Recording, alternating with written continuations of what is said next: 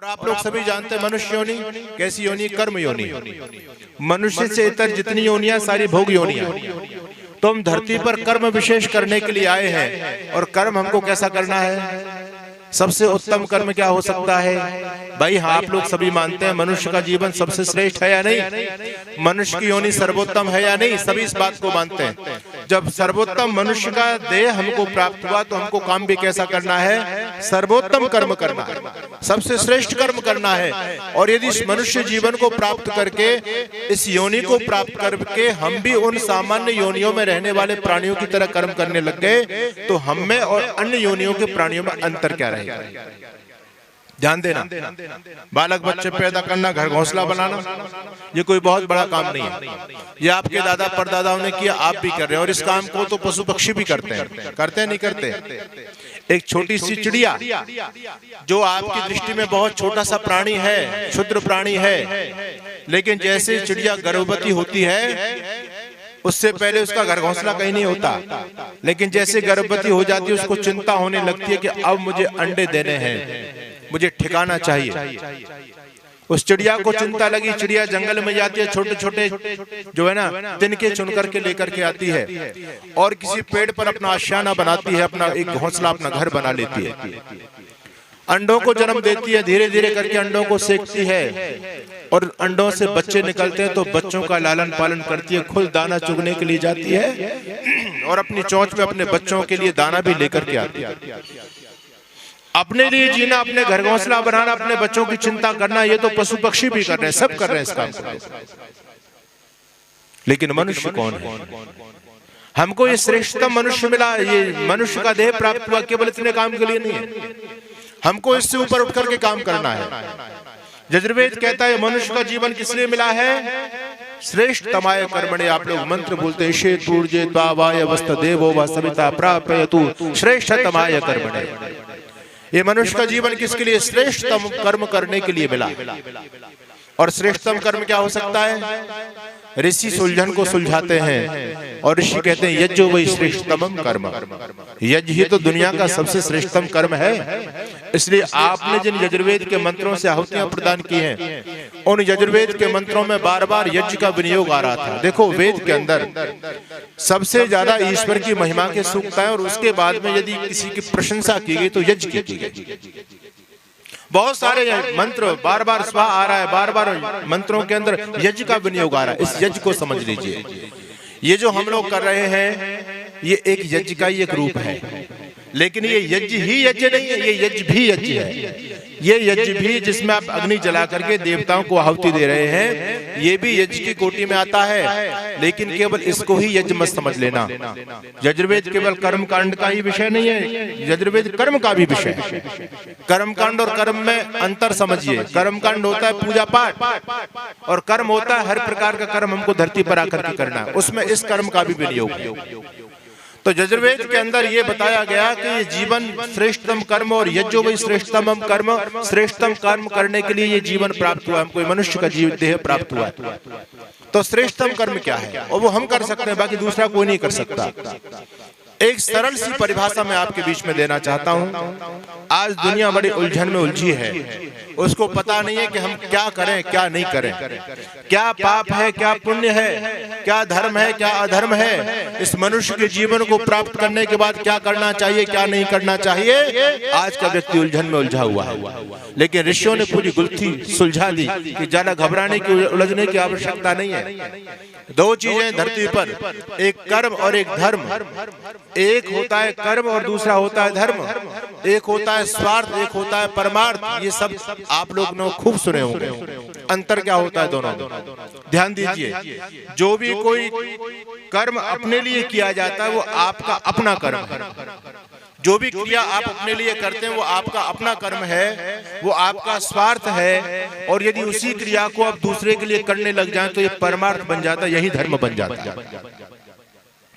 आप भोजन करते हैं, भोजन करना आपका अपना कर्म है। आप भोजन कर रहे हैं तो ये नहीं कहते कि मैं धर्म कर रहा हूँ, मैं परमार्थ में लगा हुआ हूँ, कोई व्यक्ति ये नहीं कहता। लेकिन जब आप किसी भूखे को भोजन कराते हो, उसी क्रिया को दूसरे के लिए करने लग जाते हो, तो बोलो, बोलते हो नहीं बोलते हो, आज तो मैंने धर्म किया, आज मैंने पुण्य किया, आज मैंने परमार्थ किया। जो क्रिया आप अपने लिए करते हैं वो आपका अपना कर्म, और वही क्रिया दूसरे के लिए कर दी जाए तो समझ लेना यही धर्म है। आप स्वयं वस्त्र पहनते हैं, आपका अपना कर्म है। और आप यदि किसी जरूरतमंद को, अभी सर्दी का समय गया, लोगों ने जाकर के गरीबों को कंबल बांटे, है ना, और क्या कहते हैं, आज हमने बड़ा धर्म किया है भाई, आज तो गरीबों को कपड़े बांट करके हम आए। बोलो, यही धर्म बन गया या नहीं बना? अपने लिए जीना ये आपका अपना कर्म, और दूसरे के लिए जीना ये धर्म होता है, ये परमार्थ होता है। आप स्वयं जल पीते हैं, ये आपका अपना कर्म है। लेकिन अब गर्मी आने वाली है, जगह जगह लोग प्याऊ खोलेंगे, और क्या लिखते हैं प्याऊ के ऊपर? धर्मार्थ प्याऊ।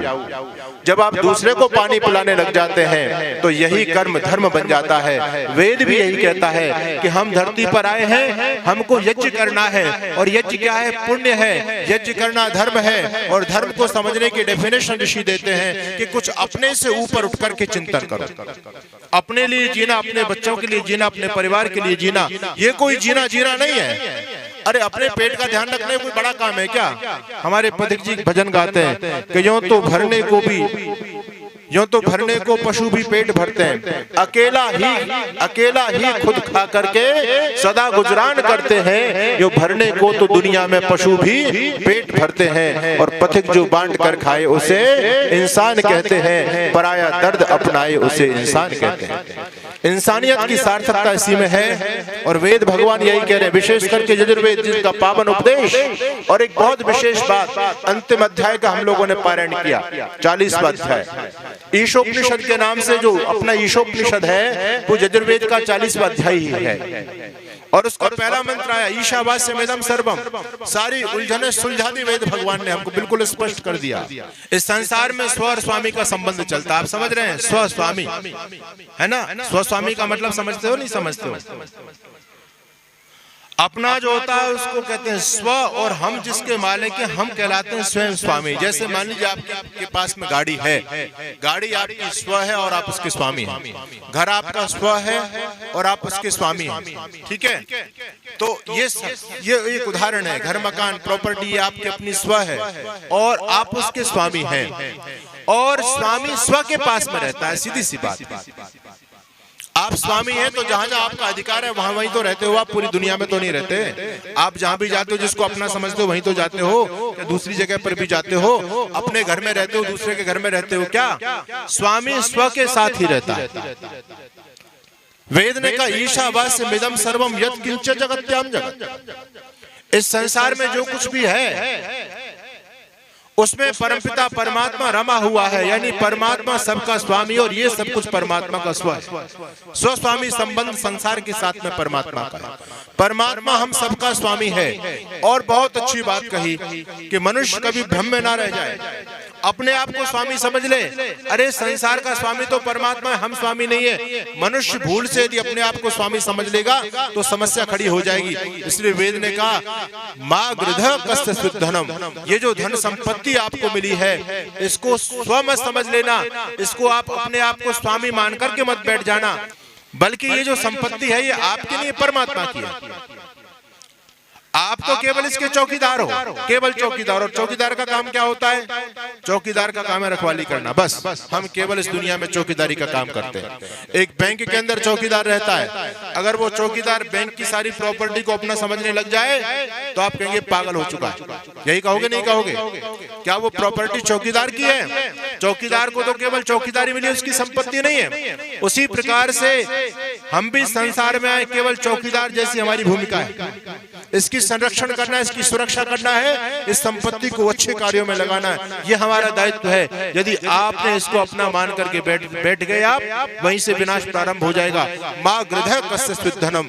ये लोभ मत करो, ये धन किसका है? कस्य का यानी परमात्मा, उस परमपिता परमात्मा का है, हमारा नहीं है। वेद ने बिल्कुल स्पष्ट कह दिया।